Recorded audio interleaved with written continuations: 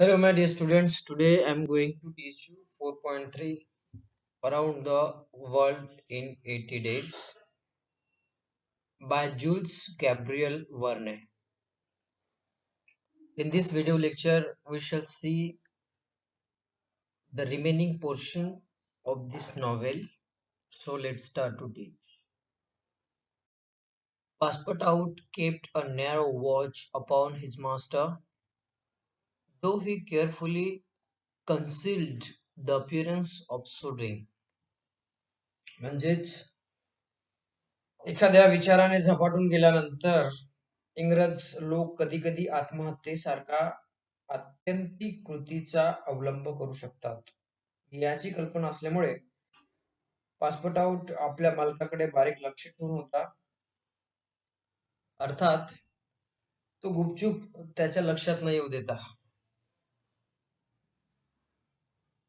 He had found a bill from the gas company आणि त्याला त्या ठिकाणी काय म्हणतात? He had found a gas bill from the gas company. त्याला गॅस कंपनीचे एक बिल सापडले होते. First of all, the worthy fellow had gone up to his room and had extinguished the gas burner. हा सद्गृहस्थ सर्वप्रथम वर आपल्या खोलीत गेला आणि which had been burning for 80 days, म्हणजेच 80 दिवसापासून चालू असलेला गॅस बर्नर त्याने विझवला.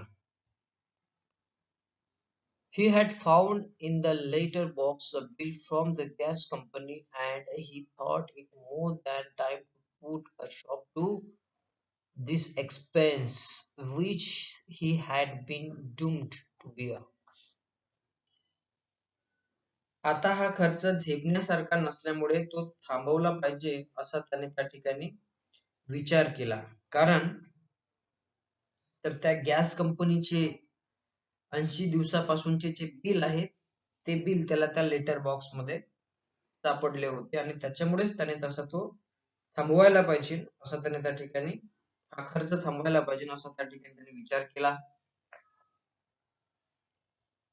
द नाईट पास्ड, रात्र संपली किंवा रात्र झाली, संपून गेली.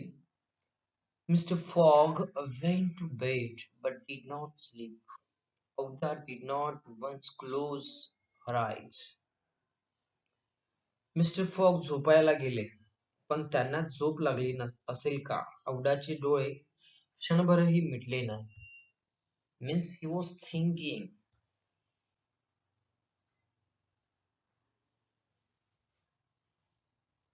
Passepartout watched all night like a faithful dog at his master's doors.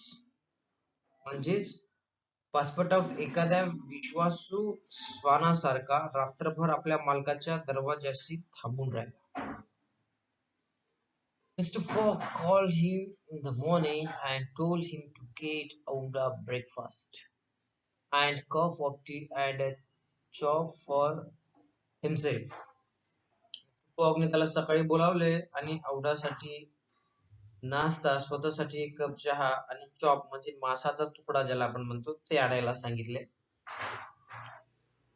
He desired Auda to excuse him from breakfast and dinner as time would be absorbed all day in putting his affairs to rights. नाश्ता आणि रात्रीच्या जेवणासाठी हजर राहू शकत नसल्याबद्दल त्यांनी औडाची क्षमा मागितली, कारण कामे मार्गी लावण्यात ते संपूर्ण दिवस व्यस्त असणार होते. In the evening, he would ask permission to have a few moment conversations with the young lady. संध्याकाळी त्या तरुणीशी काही क्षण बोलायची परवानगी त्यांनी घेतली. Passepartout, having received his order, had nothing to do but obey them. मिळालेल्या आदेशाचं पालन करण्यावाचून पासपोर्ट यांच्याकडे काही पर्याय नव्हता. He looked at his imperturbable bubble, imperturbable master and could scarcely bring his mind to leave him. त्याने आपल्या स्थिर चित्त मालकाकडे पाहिले आणि त्यांना सोडून कुठे जाण्याचा विचारही त्याच्या मनाला शिवला नाही. His heart was full and his conscience tortured by remorse, for he accused himself more bitterly than ever of being the cause of the irretrievable disaster. म्हणजेच त्याचे अंतःकरण दाटून आले होते, पश्चातापाने मन पोळून निघाले होते आणि कधीही भरून निघणार नाही अशा हानीला कारणीभूत झाल्याबद्दल तो स्वतःला प्रचंड दूषणे देत होता. Yes, होय. If he had warned Mr. Fogg and had betrayed Figg's project to him, his master would certainly not have given the detective passage to Liverpool and then. त्याने वेळीच मिस्टर फॉगला सावध केले असते आणि फिक्सचे उद्योग उघड केले असते तर त्याच्या मालकाने नक्कीच त्या गुप्त हिऱ्याला लिव्हरपूलचा मार्ग दाखवला नसता आणि मग Passepartout could hold in no longer. Passepartout स्वतःला आणखी रोखू शकला नाही.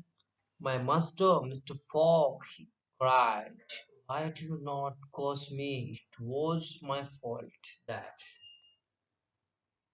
माझे मालक मिस्टर फॉग, तो ओरडला, तुम्ही मला शिव्या का देत नाही? माझी चूक होती की I blame no one. Returned Phileas Fogg with perfect calmness. मी कोणालाही दोष देत नाही. फिलिस फॉगने अतिशय शांतपणे उत्तर दिले. गो, निघून जा. Passport left the room and went to find Oda to whom he delivered his master message. Passport out खोलीतून बाहेर पडला आणि त्याने मालकाचा निरोप औडाला दिला. Madam, he added, I can do nothing myself, nothing. I have no influences over my master, but you perhaps. Madam, तो पुढे म्हणाला, मी स्वतः काहीही करू शकत नाही. नथिंग आय कॉन. पण माझ्या मालकापुढे काहीही माझे चालत नसल्यामुळे तुम्ही कदाचित काहीतरी करा. What influence should I have? माझे तरी काय चालणार? रिप्लाय औडा. औडा म्हणाले. Mr. Fogg is influenced by no one. Has he ever understand that my gratitude to him is overflowing? Means mister Fox समोर कोणाचीही चालत नाही. माझ्या मनात त्यांच्याविषयी कृतज्ञता ओसंडून वाहत आहे. त्यांना कधी समजलं असेल का? Has he ever read my heart? त्यांनी माझं मन कधी ओळखलं असेल का? My friend, he must not be left alone an instant. You say he is going to speak with me this evening? माझ्या मित्रा, त्यांना अजिबात एकटे सोडता कामा नये. तू म्हणतोस की आज ते माझ्याशी बोलणार आहेस? Yes, madam. हो madam, probably to arrange for your protection and comfort in England. हो मॅडम, बहुधा इंग्लंडमध्ये तुमच्या सुरक्षित राहण्याची सोय करण्याविषयी असाल. We shall see, replied Avda. बघूया. अवडाने त्याला रिप्लाय दिला. Becoming suddenly pensive. म्हणजे काहीतरी विचार केला. त्याच्यानंतर ती उत्तरली. Throughout the throughout this day, I mean Sunday, the house in Savile Row was as if uninhabited, and Phileas Fogg, for the first time since he had lived in that house, did not set out for his club when Westminster clock struck 11:30. रविवारचा पूर्ण दिवस साविलो row मधले घर जणू निर्जन वाटत होते त्या रविवारच्या दिवशी, संडेच्या दिवशी. आणि मिस्टर वेस्टमिनिस्टरच्या घड्याळात 11:30चे ठोके पडूनही या घरात राहायला आल्यापासून प्रथमच फिलिस फॉग क्लबमध्ये जाण्यासाठी बाहेर पडले नव्हते. Why should why should he present himself at the reform? त्याने रिफॉर्म मध्ये का जावे? His friend no longer expected him there. त्यांच्या मित्रांना यापुढे त्यांच्या येण्याची अपेक्षा नव्हती. His friend no longer expected him there, as Phileas Fogg had not appeared in the saloon on the evening before Saturday, 21st of December at a quarter before 9. He had lost his wagon. आदल्या दिवशी म्हणजे संध्याकाळी शनिवारी 21 डिसेंबरला